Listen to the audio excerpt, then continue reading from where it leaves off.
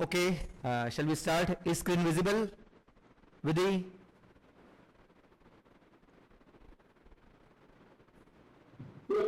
Okay. Now, yesterday we have completed spectroscopy with the UV visible spectrophotometer. Now today we are going to start with the infrared spectroscopy.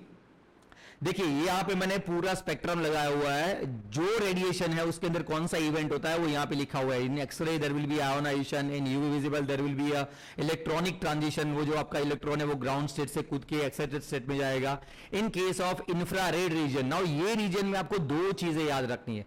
यहाँ पे मैंने एक spectrum दिया हुआ है that is for the mid IR, near IR and far IR, और ये जो रेंज है वो यहाँ पे माइक्रोमीटर में दी गई है. एक बार ये क्वेश्चन पूछा गया है, और जो इन जनरल जो IR स्पेक्ट्रा होता है उसके अंदर जो रेंज यूज होती है that is not in a wavelength. यहाँ पे मैंने जो दिया है, यहाँ पे जो मतलब यूनिट दिया है वो है वेवलेंथ पे, लेकिन स्पेक्ट्रा के अंदर IR में नया यूनिट यूज होता है, उसको बोलते हैं wave number. Now wave number is equal to 1/λ, मतलब जो वेवलेंथ है उसका उल्टा हो जाएगा उसके अंदर. तो आपको एक चीज यहां पे ये याद रखनी है. Now one more part is in case of infrared spectroscopy.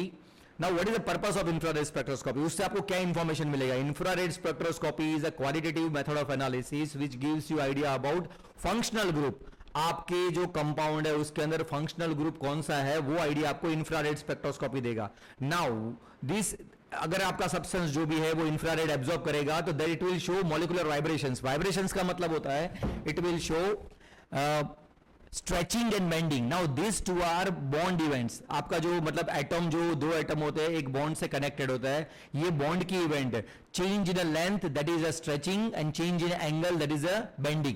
तो ये दो इवेंट अगर कोई भी सब्सटेंस IR एब्जॉर्ब करेगा तो either it will show stretching और बेंडिंग, वो दोनों में से एक चीज दिखाएगा.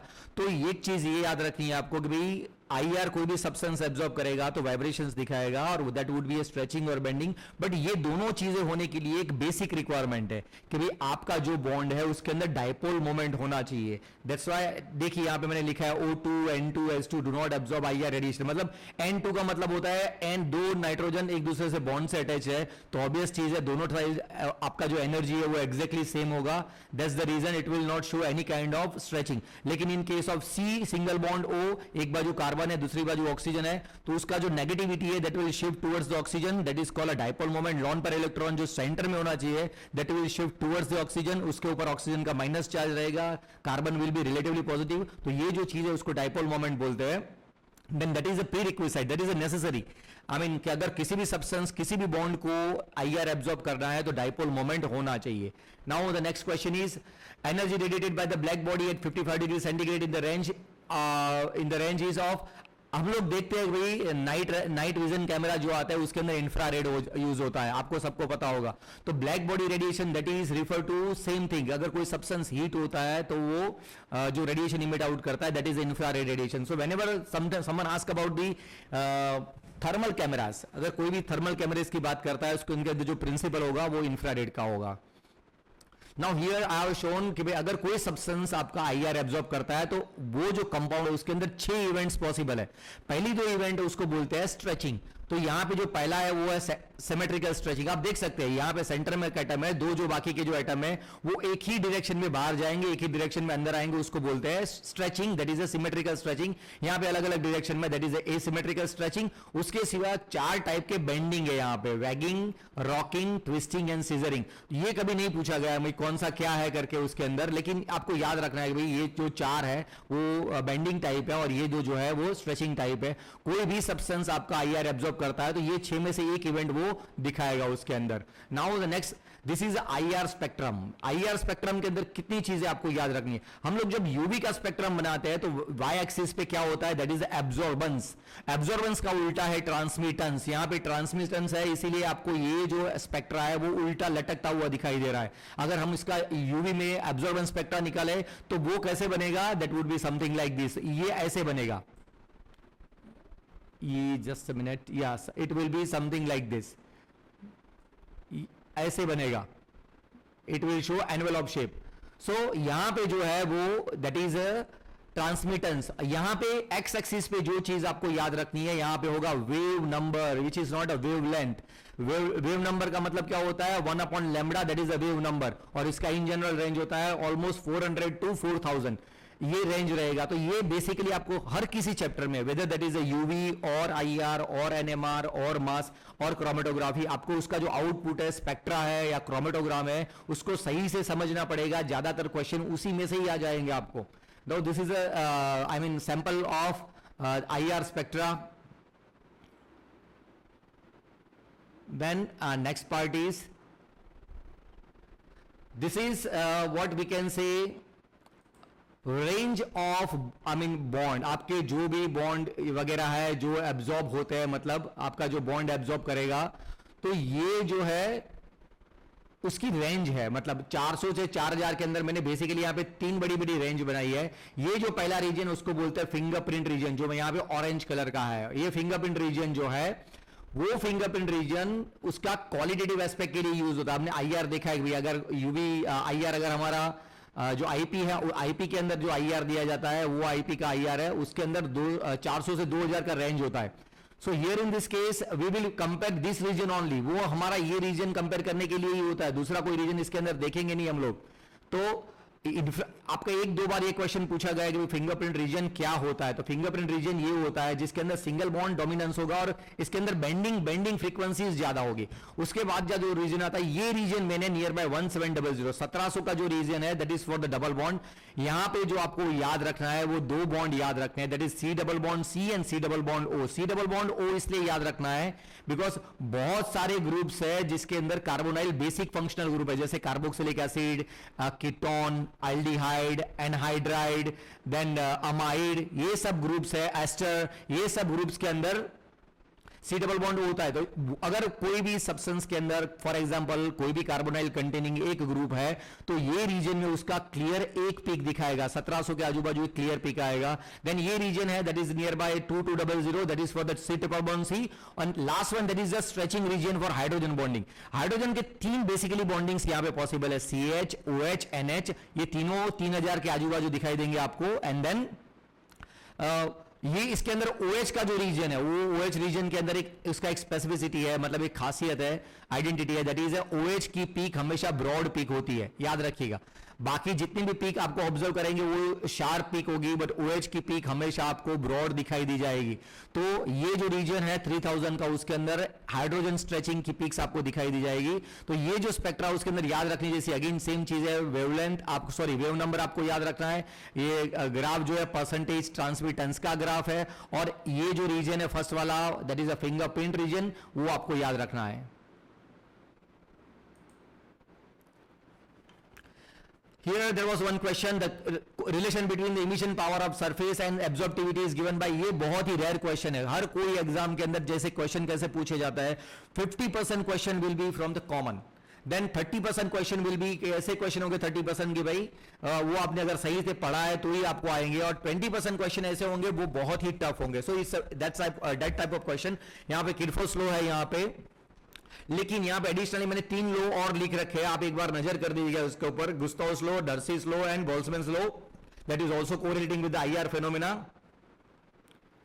The next part is, here in this case the question was the infrared absorption peak of nuzole is due to vibration involving, nuzole का मतलब होता है पैराफिन, और ये जो लिक्विड पैराफिन है that is basically containing CH, उसके अंदर CH ही होता है। अगर आपको ये क्वेश्चन बहुत बार पूछा गया है, व्हाई इट वाज आस्क्ड, पहले जो भी इंस्ट्रूमेंट आते थे आईआर के, वो इंस्ट्रूमेंट आते थे उसके अंदर आपको सैंपल प्रिपरेशन बनाना पड़ता था, और सैंपल प्रिपरेशन के अंदर न्यूजॉल यूज होता था। Nujol that is a liquid paraffin, उसको जो भी, जैसे फॉर एग्जांपल मेरे पास पैरास्टामोल है और मुझे पैरास्टामोल का मुझे आईआर लेना है, तो मैं न्यूजॉल के साथ पैरास्टामोल को मिक्स करूंगा और उसके बाद उसका सैंपल के तौर पे यूज करूंगा। तो न्यूजॉल यूज होता था, इसी वजह से ये क्वेश्चन पूछा गया है कि भाई उसके अंदर उसका बेसिक कंपोनेंट क्या है, यहां पे CH उसके अंदर रहेगा, तो मैंने यहां पे लिखा है भाई कि भाई paraffin that is Nujol. And then second is, ज्यादातर याद रखिएगा, ज्यादातर जितनी भी फैब्रिकेशंस होती है या फिर मिक्सिंग होती है आपके सैंपल की आईआर के लिए, वो अल्कली हैलाइड्स होते हैं। अल्कली हैलाइड का मतलब KCl, NaCl, KBr, NaBr, मतलब अल्कली एंड हैलाइड। ये जो सब्सटेंस है वो बेसिकली आईआर इनएक्टिव है, दैट्स व्हाई ज्यादातर मिक्सिंग होती है, या फिर पुराने टाइम में जितने भी उसके पार्ट्स आते थे वो केबीआर ऑप्टिक्स के बने हुए थे। केबीआर ऑप्टिक्स का मतलब वो केबीआर के बनते थे, और उसका एक ही ड्रॉबैक था which was it's hygroscopic, otherwise वो सब आईआर इनएक्टिव होते थे। नाउ इंस्ट्रूमेंट के लिए अगर हम देखें तो इंस्ट्रूमेंट अभी मार्केट में जो इंस्ट्रूमेंट पहले मतलब दो टाइप के इंस्ट्रूमेंट है, dispersive IR and FTIR. Dispersive IR market में अवेलेबल है ही नहीं अभी कोई। एफटीआईआर और डिस्पर्सिव आईआर में डिफरेंस कितना है, डिस्पर्सिव आईआर में मोनोक्रोमेटर यूज होता है और उसकी जगह पे एफटीआईआर के अंदर माइकलसन इंटरफेरोमीटर यूज होता है। ये बेसिक डिफरेंस है दोनों के बीच में। और ये माइकलसन इंटरफेरोमीटर की वजह से क्या होता है, यहां पे मैंने रेड फॉन्ट्स में लिखा है, इनिशियल जो आईआर था dispersive IR that was a time domain. Time domain मतलब एक टाइम पे एक ही वेव नंबर स्कैन करेगा। एफटीआईआर का एडवांटेज है एक ही सेकंड के अंदर हर कोई फ्रीक्वेंसी, इससे फ्रीक्वेंसी डोमेन टाइम डोमेन नहीं है, सब फ्रीक्वेंसी डाल के एक ही सेकंड में सब वेव नंबर पे वो स्कैन कर देता है। तो यहां पे जो पुराना वाला आईआर था जो आधा घंटा लेता था, 15-20 मिनट लेता था, यहां पे एफटीआईआर के अंदर एक सेकंड में आपको स्पेक्ट्रा मिल जाएगा। तो ये एक चीज आपको याद रखनी है, डिस्पर्सिव जो पुराना आईआर था उसके अंदर माइकल्स मोनोक्रोमेटर यूज होता था, while in case of FTIR that is a Michelson interferometer use होता है। Now the next question is that is from the instrumentation part. Instrumentation में जो मेन चीज है इसके अंदर जो पूछी जाती है उसके अंदर एक पार्ट है उसका रेडिएशन सोर्स। रेडिएशन सोर्स के अंदर global source in infrared spectrometer is nichrome wire, tungsten, silicon carbide. तो मैंने यहाँ पे जितने भी सोर्स है ये दो चीजों के सोर्सेस यहाँ पे पूछे गए पास्ट में। नन्स glower that is a rare matter mixture of zirconium, thorium, cerium and glower which is made up of silicon carbide. ये दोनों के क्वेश्चन पूछे जा चुके हैं, that's why I have given all the radiation source. The next question is how many fundamental vibrations can we expect from this is a molecular structure C2H5Cl. now what you need to remember, यहां पे कितनी pics आपको दिखती है, बहुत सारी pics है। तो अगर मैं ये बोलूंगा कि भाई आपको मॉलिक्यूलर स्ट्रक्चर्स के ऊपर से आप जान सकते हैं कि कितनी पीक आपकी और आईआर स्पेक्ट्रा में दिखेगी, बहुत ही सिंपल उसका रूल है, दैट इज 3n-6 और 3n-5। नॉन लीनियर मॉलिक्यूल के लिए 3n-6, लीनियर मॉलिक्यूल के लिए 3n-5 and that is number of atoms. इसके अंदर जितने भी एटम्स है वो आप यहां पे लगा दीजिए, इसका सब्सट्रैक्शन कीजिए into 3 करके, तो आपको 18 आंसर मिल जाएगा इसके अंदर। सो आप ये क्वेश्चन 2 बार पूछा गया है कि भाई फॉर्मूला के ऊपर से हम लोग कैसे जान सकते हैं कि कितनी पीक्स हमको स्पेक्ट्रा के अंदर मिलेगी। यहां पे मैंने 2 हेप्टेनॉन का एक स्ट्रक्चर दिया हुआ है, यहां पे मैंने बोला था आपको heptanone that is a containing ketone. तो कीटोन है, देखिए आप 1700 के आजू बाजू कार्बोनाइल की पीक दिख रही है आपको, विच इज अ कैरेक्टरिस्टिक। तो जो कार्बोनाइल कंटेनिंग जितने भी ग्रुप्स है जैसे ketone, aldehyde, carboxylic acid, ester, then anhydride, ये सब केसेस के अंदर अमाइड, ये सब केसेस के अंदर आपको 1700 के आजू बाजू एक पीक कंपल्सरीली मिलेगी। Then next is again same, already we have discuss this part कि भाई कौन सा फिंगरप्रिंट रीजन है। carbonyl that is a carbonyl containing amide that is shows strong peak nearby। तो यहां पे मैंने 4 रीजन दिए, यहां पे मैं ऑलरेडी मैंने आपको बोला कि भाई कार्बोनाइल सी डबल बॉन्ड की कैरेक्टरिस्टिक पीक कहां पे आएगी, 1700 के आजू बाजू आएगी। अभी आपको ये याद रखना है 1700 से ऊपर सब रहेंगे, 1700 से नीचे खाली ही एक ही ग्रुप देगा, that is amide. C double bond ONH that will give peak nearby और less than 1700। उसके बाकी जितने भी है वो 1700 के ऊपर रहेंगे। So here also I have given a peak, यहाँ पे मैंने peak लिख के दिए, आप एक बार नजर कर लीजिएगा एल्डिहाइड के अंदर कहां पे आएगा, कीटोन के लिए कहां पे आएगा, कार्बोक्सिलिक कहां पे आएगा, एस्टर एक बार पूछा जा चुका है, अमाइड आएगा। एनहाइड्राइड के केस में क्या होता है, C double bond O C double bond O that is there are 2 C double bond O, that's why it will give you 2 peaks, आपको 2 पीक मिलेगी यहाँ पे। एंड एसिड क्लोराइड, यहाँ पे बाकी के सब मैंने डबल बॉन्ड स्ट्रेचिंग वो वाली पीक आगे हम लोगों ने दिखा दी है। The next question is in case of carbonyl stretching frequency. You can see how many questions were asked from the carbonyl only. The carbonyl stretching frequency for the simple aldehyde ketone carboxylic acid is about 1710 cm inverse, that is a wave number. Whereas the carbonyl stretching frequency for ester is about, यहाँ पे ester कितना दिखा रहा है 1750, यहाँ पे answer है 1750। ये जो रेंज है आपको एक बार याद रख लेना है बिकॉज इसके अंदर से क्वेश्चन पूछे जाने के चांसेस सबसे ज्यादा है। Then the next part is in C double bond O stretching. This question was asked twice in a different phenomena. ये स्टीरियो केमिस्ट्री में भी पूछा गया है, ये क्वेश्चन बायोकेमिस्ट्री में भी पूछा गया है। C2 that is a C1, C2 and C4 epimer, that is a C2 epimer, C4 epimer का क्वेश्चन पूछा गया है। यहाँ पे that is a glucose and galactose, that is a C2 epimer and glucose and if I'm not wrong mannose that is these are the C4 epimer. ये question पूछा गया है. Now why we are not getting peak for the C double bond O in case of glucose? Because here the C double bond O is in form of hemiacetyl group. वो free group नहीं है, इसीलिए उसका glucose के अंदर C double bond O का peak नहीं मिलेगा आपको. Now the next question is so here we conclude the infrared spectroscopy. Now next part is atomic spectroscopy, mainly a flame photometry. उसमें से एक क्वेश्चन पूछा गया है. Now what is the I mean purpose of flame photometry? Flame photometry, that is a atomic emission spectroscopy. कल हमने वो पहले के जो लेक्चर थे वो already I have shared with the video, तो उसके अंदर क्लियरली दिखाया था कि भाई कौन कौन सी स्पेक्ट्रोस्कोपी होती है. दो तरह की स्पेक्ट्रोस्कोपी होती है, that is the molecular spectroscopy, sorry absorption spectroscopy and emission spectroscopy. उसके अंदर भी दो पार्ट रहेंगे, molecular absorption, molecular and then atomic absorption, emission के अंदर molecular emission and that is atomic emission spectroscopy. तो here flame photometry that is atomic emission spectroscopy है. इसके अंदर एक क्वेश्चन पूछा गया है उसके फिनोमेना. जैसे कोई भी फ्लेम फोटोमीटर आप चालू करते हैं तो उसके अंदर क्या होगा, mainly flame photometer is use for what, that is use for atom like sodium potassium. हम लोग उसका एस्टिमेशन जो है वो फ्लेम फोटोमीटर से लैब के अंदर करते हैं.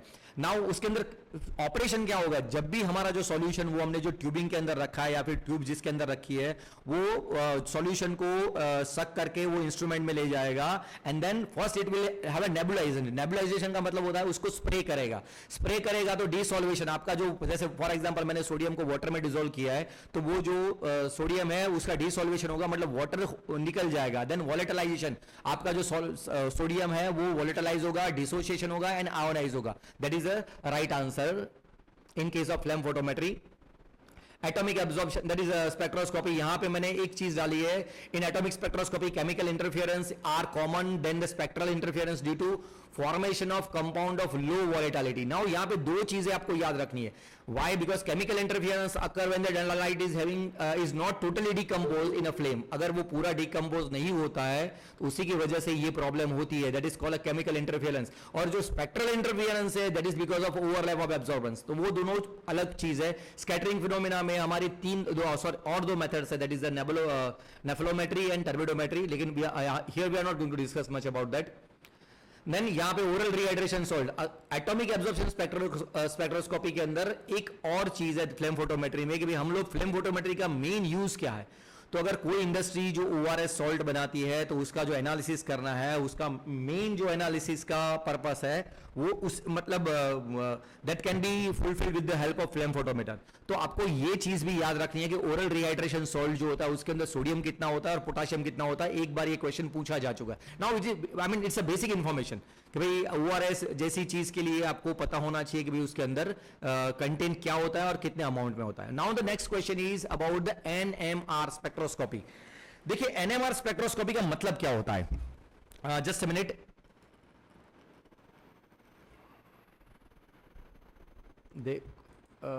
If anyone is there, okay.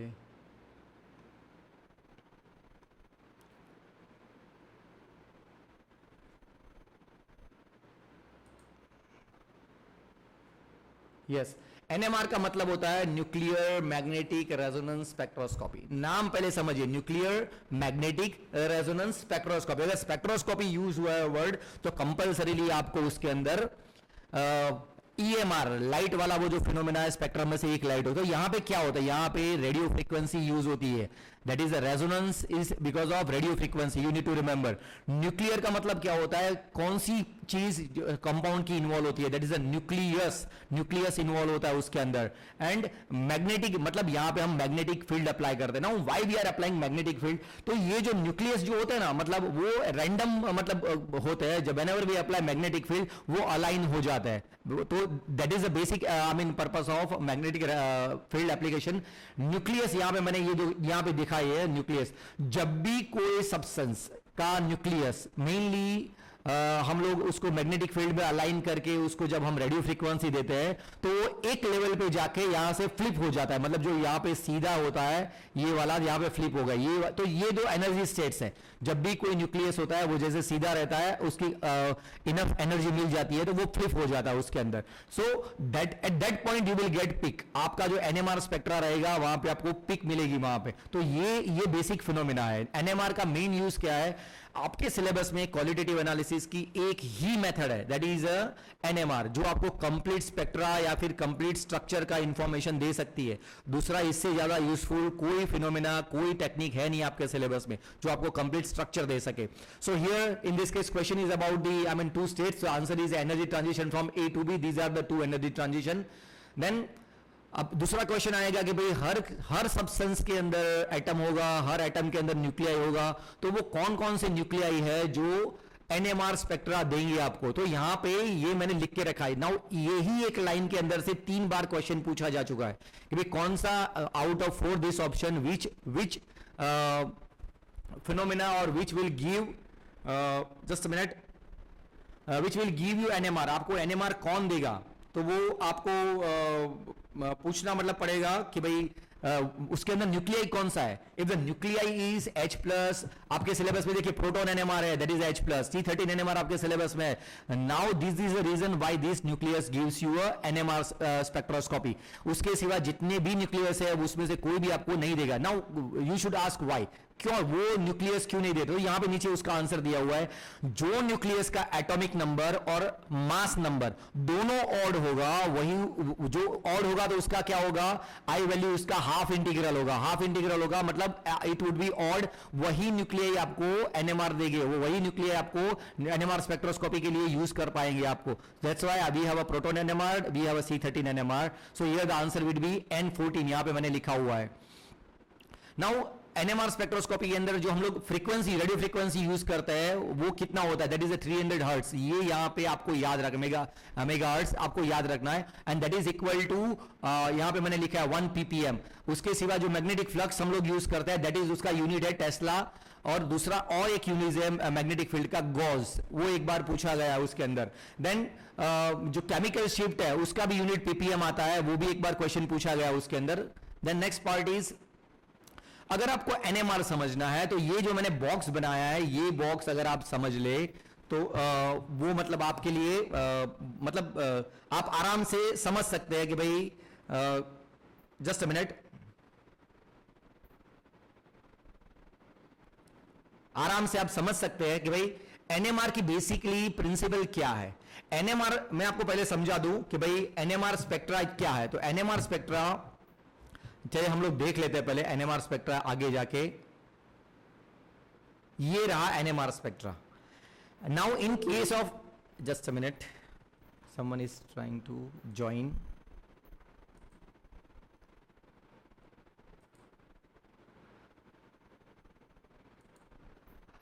Now in case of NMR, ये हमारा एनएमआर स्पेक्ट्रम है, ये वाला एनएमआर स्पेक्ट्रम है। एनएमआर स्पेक्ट्रा के अंदर आपको क्या याद रखना है, on a Y axis it will be intensity, on a X axis that will be a chemical shift. और केमिकल शिफ्ट के अंदर आपको, जैसे यहां पे मैंने ये नॉर्मल पीक है सब, ये एक वाली पीक है, यहां पे 3-4 पीक उसका, दैट इज कॉल्ड स्प्लिटिंग। और ये जो जगह है वो कैसे उसने सिलेक्ट की, ये सब चीजें एनएमआर के केस में, ये सब चीजें अगर आपको याद रखनी है आराम से, then you need to understand this table. ये एक बॉक्स खाली आप समझ लेंगे, then you would understand कि भाई एनएमआर के अंदर पीक कैसे प्रोड्यूस होती है। Now here number 1 is number of signals which tells us about how many different types of protons are there. ये जो एनएमआर हम लोग पढ़ रहे हैं वो है हमारे सिलेबस में जो है वो प्रोटॉन एनएमआर है, that is H1 NMR. H1 NMR उसका मतलब होता है कि अगर हमारे कंपाउंड के अंदर जितने भी प्रोटॉन्स है वो प्रोटॉन्स यहां पे पीक देंगे। नाउ जितने भी के मतलब क्या होता है, अगर वो इक्विवेलेंट है then it they will give collectively 1 peak, अगर वो डिफरेंट है they will give 2 peak. For example मेरे कंपाउंड के अंदर 4 अलग अलग टाइप के प्रोटॉन्स है, then I will get 4 peaks. तो यहां पे जैसे फॉर एग्जांपल मेरे एनएमआर के अंदर 3 पीक आ रही है, तो उसका मतलब क्या हुआ, number of signal will tells about how many different types और how many kinds of proton. मेरे जो कंपाउंड है इसके अंदर 3 टाइप के प्रोटॉन्स है, या तो 3 टाइप्स के अलग अलग हाइड्रोजन सेट्स है। मतलब नाउ यहां पे एक क्वेश्चन जो पूछा गया, which will be the type of proton NMR spectrum 2,2 dimethyl propane. यहां पे ये जो हमारा जो कंपाउंड ड्रॉ किया मैंने, तो यहां पे कितनी पीक मिलेंगी, देखिए आप यहां पे एक कार्बन के ऊपर अलग अलग साइड पे 4 हाइड्रोजन वाले मिथाइल ग्रुप्स यहां पे अटैच्ड है। यहां पे जितने भी ग्रुप्स अटैच है वो सब इक्विवेलेंट ग्रुप है, मतलब उसके आजू बाजू दूसरा कोई ग्रुप है ही नहीं। तो ये चारों एक जैसे, उसको यहां पे आपका जो कंपाउंड है उसकी एक ही पीक मिलेगी। कैसे एक पीक मिलेंगी, उसका रूल क्या है, यहां पे आपको मतलब it will be a number 3 और 4। Second is position of signal, वो कहां पे आएगा, मतलब अपना जो स्पेक्ट्रम है उसके अंदर उसका डेल्टा वैल्यू केमिकल शिफ्ट कितना आएगा, 0 आएगा, 1 2 3 4 5 3 अप टू 14 होता है उसके अंदर, तो कौन सी जगह पे आपकी पीक आएगी, that will be given by the electronic environment of the protons, मतलब वो प्रोटॉन आपका कौन से इलेक्ट्रॉनिक एनवायरमेंट है, मतलब उसके साथ दूसरे कौन कौन से ग्रुप्स जुड़े हुए, whether that is alcohol, whether that is a benzene, whether that is amine, कौन से फॉर्म में है, कार्बोक्सिलिक एसिड फॉर्म में, तो उसके ऊपर से हमको पता चलेगा कि उसका पीक कौन सी जगह पे आएगा। Intensity of the signals will tells about how many kind of each, यहां पे अगर एक ही टाइप के, देखिए यहां पे कितने प्रोटॉन्स है, 12 प्रोटॉन्स है, तो इसका इंटेंसिटी ज्यादा आएगा, बिकॉज जितने नंबर ऑफ प्रोटॉन्स हाइड्रोजन बढ़ते जाएंगे ऐसे ऐसे इंटेंसिटी बढ़ती जाएगी। And last phenomena is the splitting. Splitting का मतलब क्या होता है, स्प्लिटिंग का मतलब होता है कि भाई मेरे बाजू के कार्बन के ऊपर जितने प्रोटॉन्स है, जैसे फॉर एग्जांपल ये प्रोटॉन है H3, तो H3 की कितनी पीक मिलेगी, H3 की पीक मिलेगी उसके बाजू का जो कार्बन है उसके ऊपर जितने प्रोटॉन्स हो गए उसके +1 की पीक मिलेगी। यहां पे उसके बाजू के कार्बन के ऊपर 0 हाइड्रोजन है, that means 0 + 1 it will give you singlet. अगर यहां पे फॉर एग्जांपल यहां पे या ये SeS3 हम लोग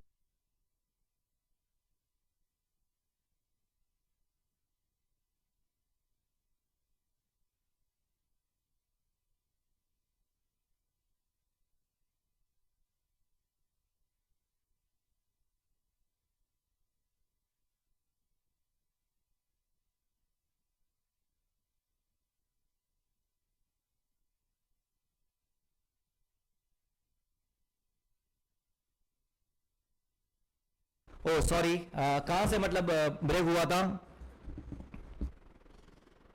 am audible, hello am audible, हाँ, so here from this I mean the number of signal which tells about the how many types of protons, हमारी सिग्नल जो है उसके अंदर प्रोटॉन्स कितने हैं वो पहले उससे ऊपर पता चलेगा, पोजीशन कौन सा रहेगा उसके वो इलेक्ट्रॉनिक एनवायरनमेंट पे डिपेंड करेगा, इंटेंसिटीज कितनी रहेगी, एक टाइप के कितने प्रोटॉन्स है, और स्प्लिटिंग बाजू के जो कार्बन के ऊपर कितने हाइड्रोजन है उसके ऊपर से स्प्लिटिंग पता चलेगा।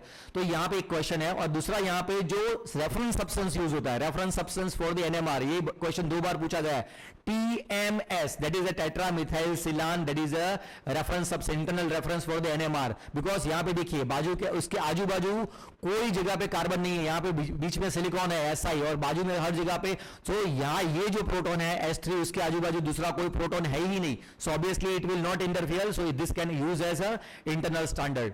Now यहां पे जो ये NMR स्पेक्ट्रा मैंने दिखाया है, यहां पे कौन सा ग्रुप कहां पे आता है, जो मेन ग्रुप आपको याद रखना है जो पास्ट में पूछे गए हैं उसमें आपको 3 याद रखना है। एक है carboxylic acid that appears highest, उसका आएगा आपको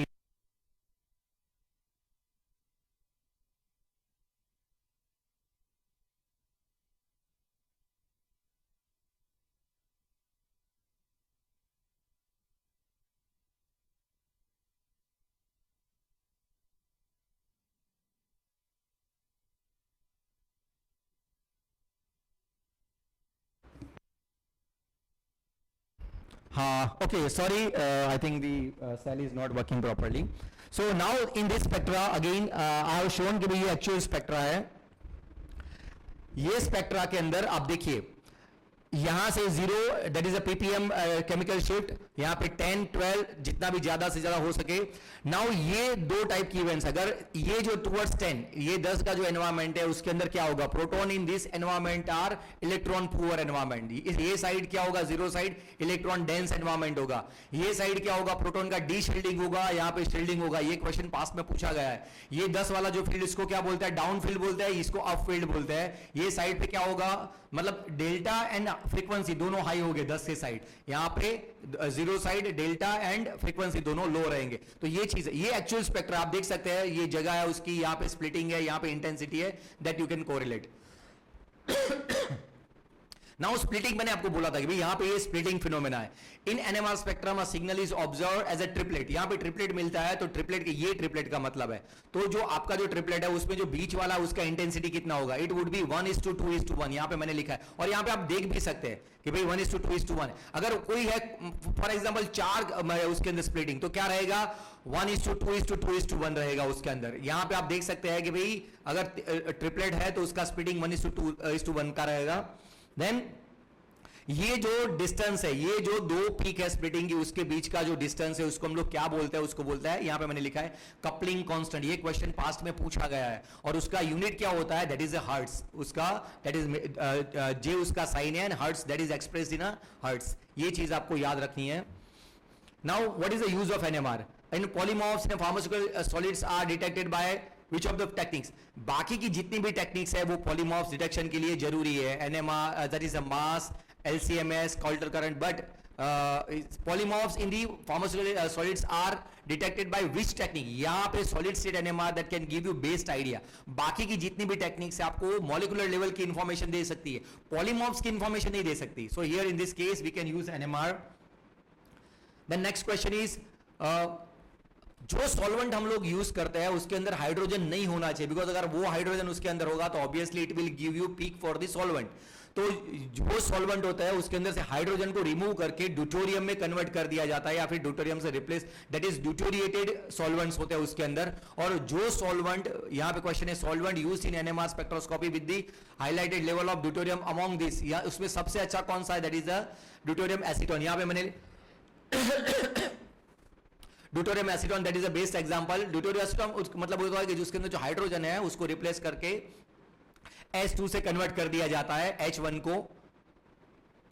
Now this is all about NMR. Now next technique is mass spectrophotometry. Here the mass spectrophotometry के अंदर क्या होगा बेसिकली, मास एक ऐसी टेक्निक है जो आपके कंपाउंड को तोड़ के जो छोटे टुकड़े बनते हैं उसको वो एनालाइज करती है and then again it will reassemble. Computer आपको रीअसेंबल करके बोलेगा कि भाई आपका कंपाउंड कौन सा है. For example if I am having a paracetamol, तो मैं पैरास्टामोल का सैंपल मास स्पेक्ट्रोफोटोमीटर में इंजेक्ट करूंगा तो वो जो है वो टूट के उसके अंदर फ्रैगमेंट के फॉर्म में कन्वर्ट होगा.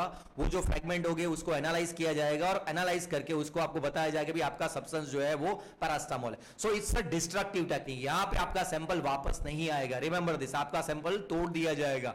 एंड अगेन जितने भी जो आपके फ्रैगमेंट्स है उसको अरेंज किया जाता है. अरेंज किया जाता है मतलब ये है हमारा स्पेक्ट्रा, कहां, यहां पे हमारा स्पेक्ट्रा है फॉर एग्जांपल. तो ये जो स्पेक्ट्रा है उसको हर कोई टेक्निक के अंदर आपको समझना होगा स्पेक्ट्रा क्या होता है. स्पेक्ट्रा को आपको समझेंगे तो आपको ऑटोमेटिकली बहुत सारे प्रिंसिपल्स आपके क्लियर हो जाएंगे. तो यहां पे स्पेक्ट्रा के अंदर वाई एक्सिस पे रहेगा रिलेटिव एबंडेंस. एबंडेंस का मतलब होता है अवेलेबिलिटी, परसेंटेज होता है, मतलब हाईएस्ट कोई एक तो पीक होगा जिसका 100% होगा और उसके रिलेटिवली बाकी सब पीक को अरेंज किया जाएगा. And on a Y axis that is m/z, that is called a charge mass to charge ratio. Now what is a mass to charge ratio? यहां पे जो आपका सब्सटेंस होता है उसको कैटायंस में कन्वर्ट कर दिया जाता है इंस्ट्रूमेंट के अंदर. कैटायंस में कन्वर्ट करना मतलब आपके जितने भी फ्रैगमेंट्स होंगे उसके ऊपर आइडियली उसके ऊपर एक प्लस का चार्ज रहेगा. मतलब if I am having a structure it will convert into a plus charge. मेरा जो स्ट्रक्चर है उसके अंदर से एक इलेक्ट्रॉन रिमूव कर दिया जाएगा and it will be a relatively plus charge on my structure. So ये जो होगा वो आपका मॉलिक्यूलर आयन बन जाएगा. आएंगे सब, मतलब वो डिस्कशन में आएंगे. तो यहां पे जो आपका एक्स एक्सिस है that is a mass to charge. Charge that is always plus charge. तो अगर आप मास फॉर एग्जांपल 100 है और divided by plus charge that is a +1 charge है तो डिवाइडेड बाय 1 करेंगे तो आपका मास टू चार्ज रेशियो जो होगा वो that is equivalent to molecular mass. आपका जो सब्सटेंस है उसके मॉलिक्यूलर वेट के इक्विवेलेंट होगा. तो आपको पता चल जाएगा भाई मेरा जो सब्सटेंस उसका मॉलिक्यूलर वेट इतना है, then you can have a additional idea कि मेरा सब्सटेंस कौन सा हो सकता है. Nowadays most of the mass spectrophotometer are enabled with the softwares that gives you complete idea about the structure. अगर उसको आपको फ्रैगमेंट्स मिल जाएंगे तो आपको रिलेटिव प्रोबेबिलिटी दिखाएंगे कि भाई आपका कंपाउंड कौन कौन सा हो सकता है. So let us come back to the previous slide. जो इंस्ट्रूमेंट है उसके अंदर 3 मेन कंपोनेंट है. आपका जो पहला जो है वो दैट इज आयन सोर्स, मतलब आयोनाइजेशन. आपका जो कंपाउंड उसको आयंस में कन्वर्ट किया जाएगा. Then second is analyzer. Analyzer मतलब जितने भी टुकड़े बने हैं उसको अलग से स्क्रीन किए जाएंगे. And then last one is detector. जितने भी टुकड़े बने हैं आपके, जो फ्रैगमेंट्स बने हैं आपके सब्सटेंस के, उसको 1 by 1 डिटेक्ट किया जाएगा.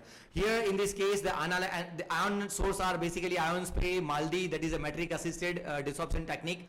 And then these are the second part that is analyzer. कौन कौन से 2 बहुत ही बेसिक एनालाइजर इसके अंदर यूज होते हैं, quadrupole and time of flight. अगर आपको पढ़ना है, पास में इसके कोई क्वेश्चन नहीं पूछे गए, लेकिन अगर आपको पढ़ना है तो आप ये पढ़ सकते हैं. डिटेक्टर कौन से यूज होते हैं, photo multiplier tube and Faraday cup. एक बार ये पूछा गया था.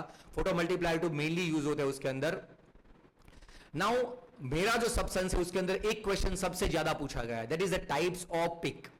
देखिए यहां पे ये जो स्ट्रक्चर है उसके अंदर जो पीक सबसे पहले आती है, ये वाली पीक, ये स्पेक्ट्रा यहां से शुरू होता है, जो पीक पहले आती है that is always a molecular peak. Molecular peak का मतलब क्या होता है, आपका जो मॉलिक्यूल है उसके अंदर से एक इलेक्ट्रॉन रिमूव हो गया। Now it is not by removing electron, it is not going to affect your molecular mass, आपका जो मॉलिक्यूलर मास है उसको अफेक्ट नहीं करेगा। So that's why molecular weight is equal to same value, आपका m/z value जितना होगा उसका उतना ही मॉलिक्यूलर वेट होगा। तो पहला जो आपका पीक आता है उसको बोलते हैं मॉलिक्यूलर पीक। उसके बाद दूसरा पीक है बेस पीक। बेस पीक का मतलब होता है जो पीक की इंटेंसिटी 100% हो, मतलब जिसकी अवेलेबिलिटी मैक्सिमम हो, जो स्टेबल सबसे ज्यादा हो, वो पीक को हम लोग बोलेंगे बेस पीक। यहां पे मॉलिक्यूलर पीक ये पहले वाला, बेस पीक, देन m+ वो सिंबल है उसके अंदर, फ्रेगमेंट आयन, इसके बाद जितनी भी पीक्स बनती है उसको हम लोग बोलेंगे फ्रेगमेंट आयंस और डॉटर आयन। उसके सिवा एक और पीक है that is the isotopic ion, that we will discuss. Isotopic ions क्या है, मतलब अगर मेरे सब्सटेंस के अंदर कोई आइसोटॉप अवेलेबल है, बेसिकली आपके सिलेबस में दो आइसोटॉप का डिस्कशन है। वन इज हैलाइड, हैलाइड में दो है, bromine and chlorine, and second is C13। अगर कार्बन C13 के फॉर्म में है तो वो एक पिक देगा। तो कार्बन के दो फॉर्म्स है, C12 C13, that's why it will give you m+1 peak, because 12 का पिक रहेगा, 12 का +1 that is 13। And in case of highlights bromine and chlorine. Now bromine and chlorine के केस में क्या है, that always gives you m+2 peak, because bromine 79 भी available है, उसका आइसोटॉप ब्रोमीन 81 भी अवेलेबल है। यहाँ पे आप देख सकते हैं दो पीक आएगी। अगर मेरा फॉर एग्जांपल सब्सटेंस m है तो m के अंदर m79 m81 मींस +2 की पीक आपको ब्रोमीन में मिलेगी, और क्लोरीन के अंदर भी सेम m+2 की पीक मिलेगी। But in case of chlorine and bromine आप कैसे उसको डिफरेंशिएट कर सकते हैं, यहां पे आप देखिए ये पीक जो है यहाँ पे क्लोरीन कंटेनिंग पीक है, दैट इज 1:3। आपको 64 और 62 की जो पीक दिख रही है दैट इज हैविंग अ 3:1। यहां पे आपको 3:1 का उसका प्रोपोर्शन दिखेगा, मतलब एक 3 गुना, एक इसको हम लोग एक बोलते हैं तो इससे 3 गुना बड़ी होगी। While in case of bromine whenever you have a peak that is always 1:1, आपको 1:1 की पीक ही मिलेगी उसके अंदर, आपका जो भी पीक रहेगा that is always 1:1।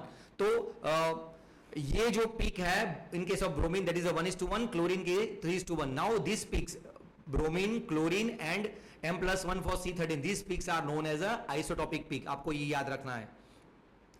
Now here next question is, these are the fragment peaks in mass spectrum, that is the base peak for alkyl benzene is obtained। Benzene है तो ये रहा benzene, for example alkyl benzene, हाँ alkyl benzene, benzene का 78 के अंदर हम लोग फॉर एग्जांपल 79 देन उसके अंदर ऑल CS3 मतलब ऑल 14 ऐड करेंगे तो आपका ऑलमोस्ट आपको मिल जाएगा 91। तो ये जो पीक है, ये जो फ्रेगमेंट है, that is because of this particular structure, ये स्ट्रक्चर का है। उसके सिवा मैंने थोड़े बहुत स्ट्रक्चर्स यहाँ पे ऐड किए जो पास्ट में पूछे गए। अगर मेरे सब्सटेंस में से 15 का पीक मिलता है या फिर 15 का पीक माइनस होता है, दैट मींस मेरे अंदर एक मिथाइल ग्रुप है। 18 का अगर बाद उसमें से निकल जाता है, that means we have a 1s2o। उसके अंदर आपको ये याद रखना है। एंड यहां पे मैंने लिखा हुआ है this two are for the chlorine and bromine. Bromine का ऑलमोस्ट 1:1 का पीक आपको मिलेगा। 77 का बेंजीन का रहेगा, बिकॉज 78 उसके अंदर एक हाइड्रोजन रहेगा, तो 77 आपको अगर मिल जाए that means it's a benzene because of benzene. Now next question is, it is a destructive technique. उसके अंदर दो चीज याद रखनी है आपको। एक वर्ड है नाइट्रोजन रूल। नाइट्रोजन रूल का मतलब क्या होता है, अगर मेरे सब्सटेंस के अंदर एक नाइट्रोजन है तो मेरी जो भी पिक्स मुझे मिलेगी वो सब ऑड नंबर्स में होगी। Like if I am having a substance x which contain 1 nitrogen, तो उसका पहला पिक फॉर एग्जांपल रहेगा 79, देन आर्बिट्ररीली 79, 61, 59, देन 49, ऐसी पिक्स रहेगी। सब पिक्स ऑड नंबर्स में रहेंगी, that is called a nitrogen rule. Method of to study the distribution pattern, अगर हम मुझे distribution method to study drug distribution मतलब क्या है, मेरे बॉडी के अंदर जो भी डिग्रेडेंट्स मेटाबोलाइट्स डिस्ट्रीब्यूट हुए हैं उसको अगर मुझे अच्छी तरह से स्टडी करना है तो सबसे अच्छी टेक्निक है that is a mass spectrophotometry in align with the chromatography, that is known as LCMS। तो LCMS से मुझे मैक्सिमम इंफॉर्मेशन मिल सकता है। एक रूल है that is called McLafferty rule. McLafferty rule क्या है, उसके अंदर आपका जो स्ट्रक्चर होता है टुकड़े बनने के बाद फिर से रीअरेंज होता है, तो उसको बोलते हैं मैकलेफर्टी रीअरेंजमेंट। उसके अंदर एक बार क्वेश्चन पास्ट में पूछा गया है क्या होना चाहिए, तो ये रिक्वायरमेंट है मैकलेफर्टी रूल की, भाई 4 carbon need to have a gamma hydrogen, at least 1 pi electron और फ्री इलेक्ट्रॉन एक होना चाहिए फंक्शनल ग्रुप के अंदर। तो ये इसकी बेसिक रिक्वायरमेंट है, खाली मतलब that is only for the knowledge. Now in case of instrument, this is instrument, हम लोग पूरा जो मास स्पेक्ट्रोफोटोमीटर है वो उसको हाई वैक्यूम में ऑपरेट करते हैं। यहाँ पे inlet, then ion source, mass analyser, detector and data system, ये उसके अलग अलग कंपोनेंट है। आयन सोर्स हम लोगों ने देखा कि मालदी, इलेक्ट्रॉन स्प्रे, केमिकल आयोनाइजेशन, ये सब उसकी टाइप्स है। मास एनालाइजर में मेनली दो है, quadrupole analyser, time of flight, detector में हम लोग पीएमटी ट्यूब यूज करते हैं, डेटा सिस्टम। तो ये पूरा सिस्टम है, उसमें होता क्या है, सबसे पहला क्या होगा, अंदर आपका इंस्ट्रूमेंट जाएगा, मतलब आपका जो सब्सटेंस आप इनलेट में डालेंगे या फिर यहाँ पे रखेंगे, then it will have ionisation first, then ion source, यहाँ पे सबसे अंदर जाके आयन सोर्स के अंदर उसका आयोनाइजेशन होगा। एनालाइजर एसेलरेट का मतलब होता है कि भाई वो एक वैक्यूम ट्यूब होता है, अगर आपने स्ट्रक्चर देखा हो तो उसके अंदर दौड़ेगा, देन डिफ्लेक्ट, वहां से अलग अलग होके वो एनालाइजर के अंदर सेपरेट होगा। Mass analyser is also known as ion separator, वो आयंस को सेपरेट करता है। And then last one is a detection. तो ये जो है आपका option B, that is true according to a instrument. यहाँ पे मैंने थोड़ा बहुत इंस्ट्रूमेंट का थोड़ा स्पेसिफिकेशन डाला है कि कौन कौन से आयोनाइजेशन होते हैं, इलेक्ट्रॉन स्प्रे आयोनाइजेशन कौन सी रेंज में यूज होता है, ये MALDI, that is a matrix assisted laser desorption technique. And आपके जो इंस्ट्रूमेंट के अंदर जो मास एनालाइज, ये आयोनाइजेशन टेक्निक से इस तरफ यहाँ पे जो है वो मास एनालाइजर का मैंने रखा है, उसके अंदर जो दो basically quadrupole and time of flight. अगर हम लोग दो अलग अलग टाइप के यूज करें, more than one analyser use करें, मतलब एक ही सिस्टम के अंदर एक क्वाड्रोपोल नहीं, हम लोग दो क्वाड्रोपोल यूज करें, तो वो जो सिस्टम है उसको हम बोलेंगे tandem system, because now we are having more than two analyser. अगर हम लोग quadrupole and time of flight दोनों को यूज करें एक ही सिस्टम में, तो उसको हम लोग बोलते हैं हाइब्रिड सिस्टम, बिकॉज उसके अंदर दोनों टाइप के एनालाइजर हम लोगों ने यूज किया। ये एक बार पूछा गया है। Now this is question which was asked twice, that is about the hydrogen deficiency. Hydrogen deficiency का मतलब क्या होता है कि भाई मेरा जो सब्सटेंस है उसके अंदर से अगर कोई भी रिंग बनेगी या फिर डबल बॉन्ड बनेगा तो ऑब्वियसली एक हाइड्रोजन कम होगा। तो ये उसका इक्वेशन है, ये इक्वेशन है, that is index is equal to carbon minus hydrogen by 2 minus halogen by 2 plus nitrogen by 2 plus 1। जितने भी एटम्स है, फॉर एग्जांपल ये जो एटम है C13H9N2O4 BRS, तो BR एंड S को आपको कंसीडर नहीं करना है, ये जो बाकी के जितने भी है उसको ये इक्वेशन में आप रखेंगे तो उसका आंसर आएगा 10। Now what is the meaning of 10? तो 10 का मीनिंग है उसके अंदर आपका जो कंपाउंड है उसके अंदर एटलीस्ट अलग अलग 10 की पॉसिबिलिटी। अगर मेरे कंपाउंड के अंदर एक रिंग या फिर एक डबल बॉन्ड है तो उसका आंसर 1 आएगा, मतलब there is a deficiency of 1 hydrogen. अगर मेरे कंपाउंड के अंदर बेंजीन रिंग भी है और डबल बॉन्ड भी है तो अकॉर्डिंगली उसका नंबर बढ़ता जाएगा। मैंने यहाँ पे एग्जांपल नीचे लिखा है, बेंजीन फॉर एग्जांपल एक रिंग है और अगर हम लोग उसका हाइड्रोजन डेफिशिएंसी इंडेक्स निकाले the answer will B 4। Now 4 क्यों आया है? 4 इसलिए आया कि भाई उसके अंदर 3 डबल बॉन्ड है एंड वो खुद एक रिंग है, दैट्स व्हाई रिंग का एक होता है एंड एक डबल बॉन्ड का होता है, 3 डबल बॉन्ड है, that's why 3 + 1 that is the answer is 4। तो ये हाइड्रोजन डेफिशिएंसी आपको कैलकुलेट करना आना चाहिए एटलीस्ट, ये इक्वेशन बहुत सिंपल है। हियर ऑल्सो बेंजीन, ये टोल्यूइन के लिए पूछा गया, उसके अंदर टोल्यूइन का आपने देखो यहाँ पे रिंग कितनी है, एक है, और डबल बॉन्ड कितने हैं, 3 है, answer will B 4 that gives you idea about, ये क्वेश्चन पूछा गया है टोल्यूइन का। Now next part is a chromatography. देखिए आपके सिलेबस में क्रोमेटोग्राफी की जो क्वेश्चंस पूछे गए वो सब स्कैटर्ड क्वेश्चन पूछे गए, स्कैटर्ड मतलब अलग अलग टाइप से। तो मैंने क्या किया है, एक जो बुक है जीपे डिस्कशन सेंटर या डिस्कशन फोरम का एक अच्छा वाला बुक है, दैट वो बुक के अंदर हर एक सब्जेक्ट के टॉपिक वाइज जो क्वेश्चन पूछे गए उसको डिस्ट्रीब्यूट करके दिया गया है। So that is the best way to learn कि भाई उसको वो अगर आप पढ़ लेते हो तो आपको आइडिया आ जाएगा कि कौन से टॉपिक में से क्या कौन सा क्वेश्चन ज्यादा पूछा जाता है।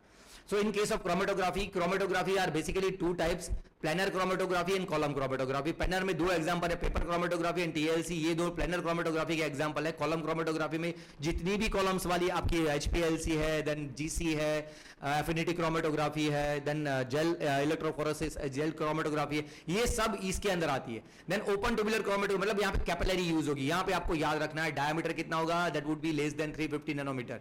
2 टाइप्स के कॉलम्स होते हैं, analytical column and preparative column. Preparative column हम जनरली बनाते हैं, एनालिटिकल कॉलम्स मार्केट में अवेलेबल है। Now what is chromatography? Chromatography के अंदर आपका जो सॉल्यूट सब्सटेंस है उसको सेपरेट किया जाता है। जैसे फॉर एग्जांपल मेरे पास एक मिक्सचर है जिसके अंदर 2 सब्सटेंस है और उसको सेपरेट करना है, then chromatography is the best option. तो मैं उसको क्रोमेटोग्राफी से सेपरेट करके उसको क्वांटिफाई कर सकता हूं। देन वो सेपरेट कैसे होते हैं? तो क्रोमेटोग्राफी में 2 चीजें होती है, one is a stationary phase, second is a mobile phase. When we pass mobile phase from the over stationary phase. Stationary phase column में फिल किया होता है, उसके अंदर एक इनलेट होता है, एक आउटलेट होता है। इनलेट के अंदर से हम लोग मोबाइल फेस डालेंगे, आउटलेट में से बाहर निकलेगा। अगर हम लोग हमारे सब्सटेंस को ये कॉलम के अंदर डालते हैं, then according to affinity with the stationary phase and mobile phase, ये दो सब्सटेंस हमारे जो मिक्सचर में है वो सेपरेट हो जाएंगे और अलग अलग टाइम पे इल्यूट आउट होंगे। That is basically chromatography. Chromatography में ज्यादातर क्वेश्चन जेल क्रोमेटोग्राफी में से बहुत पूछे गए, then the question which was asked from the HPLC and GC। तो यहाँ पे मैंने स्टेशनरी फेज, मोबाइल फेज का फिनोमेना यहाँ पे लिखा हुआ है। Again how classified chromatography, planar chromatography, column planar के अंदर पार्टीशन, एब्जॉर्प्शन क्रोमेटोग्राफी, ये फिनोमेना बहुत ही पूछा गया है। याद रखिएगा, whenever there is a liquid we used to say partition, because उसके अंदर लिक्विड फेज ज्यादा होगा तो पार्टीशन क्रोमेटोग्राफी आंसर आएगा। अगर स्टेशनरी फेज फॉर एग्जाम्पल आपका सॉलिड है, in that case it will be adsorption chromatography, adsorb होना होगा, thin layer chromatography and paper chromatography, these are the example. Column chromatography के ये सब सारे एग्जांपल्स हैं। Again same classification based on stationary phase and mobile phase. Now principle of gas liquid chromatography is partition chromatography. Here in this case you need to remember partition chromatography, liquid word आया है। Whenever there is a liquid word there will be a partition, whenever there is a any other I mean तो adsorption आएगा उसके अंदर। Gas liquid chromatography, gas के साथ यहाँ पे लिक्विड फिनोमेना है तो पार्टीशन लिखना है, otherwise there will be adsorption chromatography आए। तो मैंने यहाँ पे पूरा फिनोमेना, लिक्विड क्या है, स्टेशनरी फेज क्या है, तो उसका टेक्निक कौन सा रहेगा, पूरा एक चार्ट यहाँ पे लिखा है। That you should remember, liquid that is a partition chromatography, ये वर्ड आपको बहुत याद रखना है मतलब। And gas liquid that is again a phenomena of partition. The difficulties of long evolution, अगर मेरा सब्सटेंस है वो कॉलम में से मतलब हाँ यहाँ पे एक वर्ड ये आपको याद रखना है। हमारा जो इंस्ट्रूमेंट है HPLC, उसके अंदर अभी जो मार्केट में इंस्ट्रूमेंट अवेलेबल है उसमें दो तरह के इंस्ट्रूमेंट होते हैं। एक के अंदर सिंगल पंप वाला होता है और एक के अंदर एक से ज्यादा पंप होता है। तो जो सिंगल पंप वाला है उसको हम बोलते हैं आइसोक्रेटिक सिस्टम, और जो एक से ज्यादा पंप होता है उसको हम लोग बोलते हैं ग्रेडियंट सिस्टम।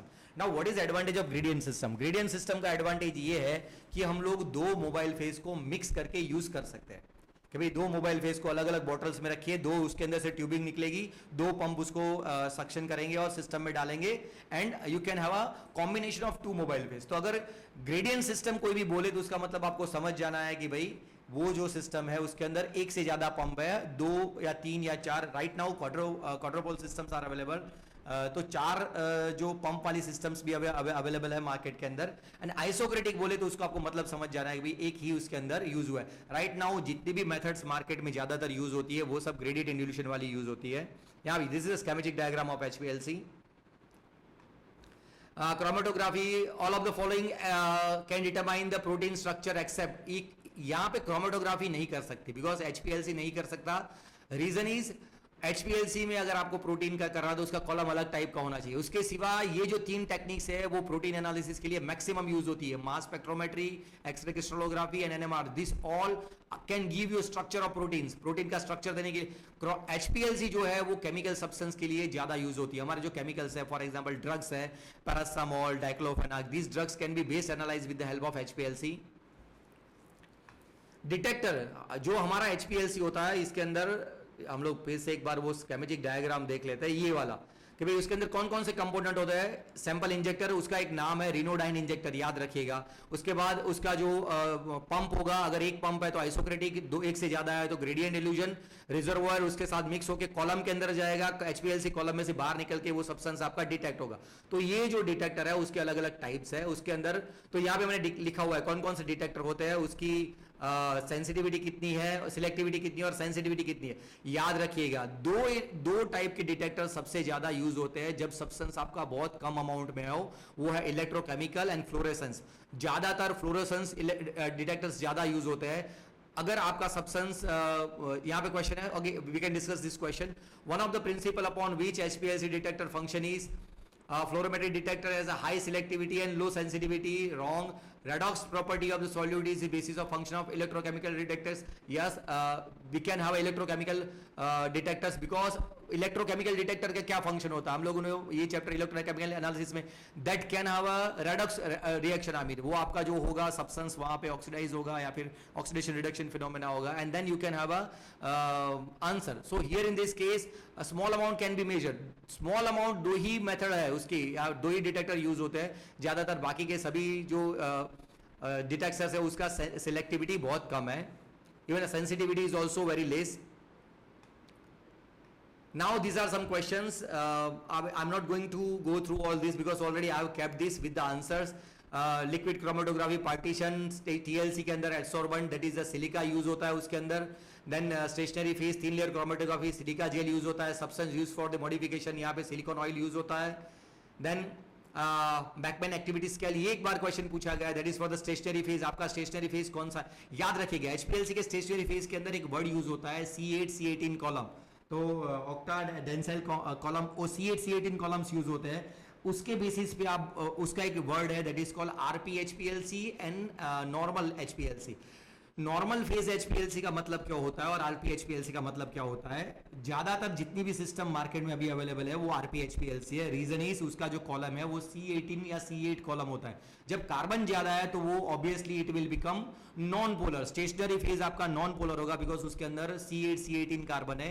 और आपका जो मोबाइल फेज होगा उस वो बेसिकली हम लोग कौन सा यूज करते हैं, एसीटोन यूज करते हैं, वाटर यूज करते हैं, मिथेनॉल यूज करते हैं, बफर यूज करते हैं, ये सब चीजें पोलर है. तो अगर आपका मोबाइल फेज पोलर है और आपका स्टेशनरी फेज नॉन पोलर है तो वो केस में आपको बोलेंगे reverse phase chromatography.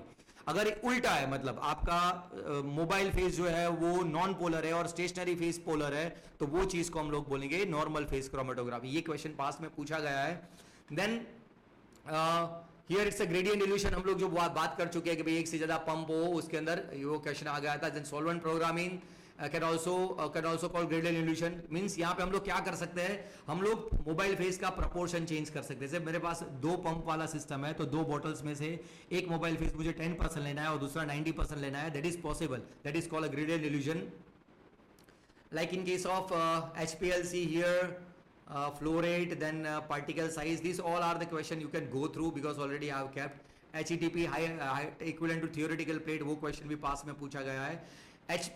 This in case of chromatography the questions are quite scattered, बहुत अलग अलग तरह से पूछे गए. रेडॉक्स वाला क्वेश्चन आ गया. Then which of the photon detector is used, photodiode use. Now photodiode यहाँ पे याद रखिएगा, photodiode मतलब HPLC के अंदर अगर आपको रिसर्च पर्पस के लिए यूज करना है, मल्टीपल वेवलेंथ के लिए यूज करना है तो एक डिटेक्टर आता है PDA डिटेक्टर.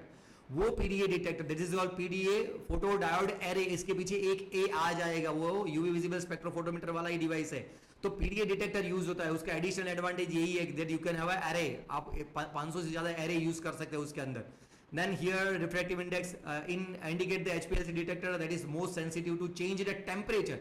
कोई भी सब्सटेंस का टेम्परेचर अगर चेंज होगा तो ऑब्वियसली उसका रिफ्रैक्टिव इंडेक्स सबसे ज्यादा सेंसिटिव होगा उसके लिए. Then these are the questions. Refractive index same question. Size exclusion chromatography, size exclusion chromatography which is also known as a non interactive chromatography. यहाँ पे जेल यूज होता है और यही सब क्वेश्चन है यहाँ पे कौन कौन से जेल यूज होते हैं. that already have given, I mean you can go through all these questions, बहुत ज़्यादा नहीं है, 5-6 questions है. They can ask most question around this. This is about the chromatography, ion exchange chromatography. Ion exchange chromatography में strongly, weakly, anionic, cationic exchangers, वो question पास में पूछा गया है. क्या होता है stationary phase, that is a resin, आपको ये याद रखना है. ion exchange resins use होते हैं. वो ये 4 के example आप कहीं से भी देख लीजिए, वो ज़्यादातर मतलब वो पूछे जा सकते हैं. Then gas chromatography, here the mobile phase will be gas and stationary phase इतना याद मत रखिएगा. इसके अंदर जो डिटेक्टर्स है वो आपको याद रखने हैं. और and the phenomena that is partition chromatography, ये वर्ड उसका जो बेसिक है गैस लिक्विड क्रोमेटोग्राफी का, तो उसके ऊपर से ज्यादातर क्वेश्चन पूछे गए. Carrier gas which is having highest thermal conductivity, helium, ज्यादातर हीलियम जो इनर्ट गैसेस है वो यूज होते हैं उसके अंदर. And then okay, this is about the amino acid analysis. So these are the question around that is a GC. Now the next is a limit test. Limit test that is basically not included in a analytical part. It was a part of inorganic, लेकिन limit test में से एक ही तरह के question बार बार पूछे जाते हैं, that is कौन सा लिमिट टेस्ट है, कौन सी उसकी ऑब्जर्वेशन है और कौन सा कलर के ऑपेलेशंस या फिर कलर प्रोड्यूस होता है, यही चीज पूछी जाती है, उसके सिवा दूसरा कोई क्वेश्चन नहीं होता।